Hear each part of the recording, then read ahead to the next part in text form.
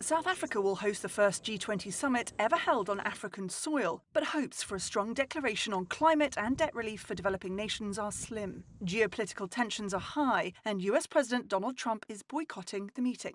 Washington has rejected South Africa's agenda of promoting global solidarity and helping developing nations adapt to worsening climate shocks, transition to clean energy, and to ease debt burdens. That may hamper the summit, but leaders could still find common ground. Here's Johannes Bell, Director of the Disaster Management and Education Training Centre for Africa at the University of the Free State. If they are not coming into the party, that is where the G20 may have some sort of a limping leg.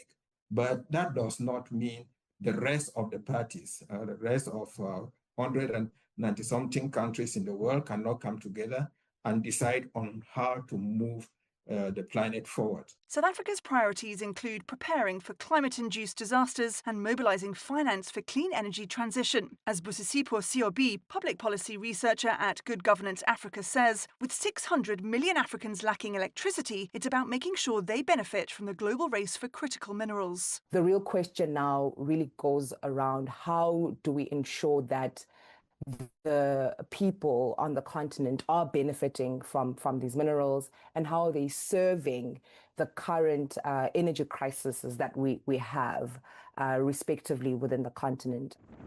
The summit will be held in Soweto, a suburb of Johannesburg, infamous under apartheid as a community for black South Africans barred from living in the city itself. Even before President Trump returned to the White House, there were divisions among G20 members over sharing the cost of climate action. Trump further raised tensions with South Africa by repeating debunked claims about white South Africans being slaughtered and driven off their land. Other absentees include Argentina's Javier Milei and China's Xi Jinping.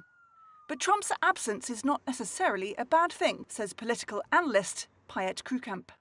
Look, Trump not coming to South Africa may be the best thing that could happen to the G20. Imagine him or even J.D. Vance getting up on the stage here and do what Vance has done in Europe when he arrived there and insulted each and every foreign leader sitting in that room. And that's exactly what they would have done coming here. It would have been chaos. The summit is set for Saturday and Sunday, and with the US scheduled to chair the next G20 summit, South African President Cyril Ramaphosa quipped he would hand the G20 presidency to an empty chair.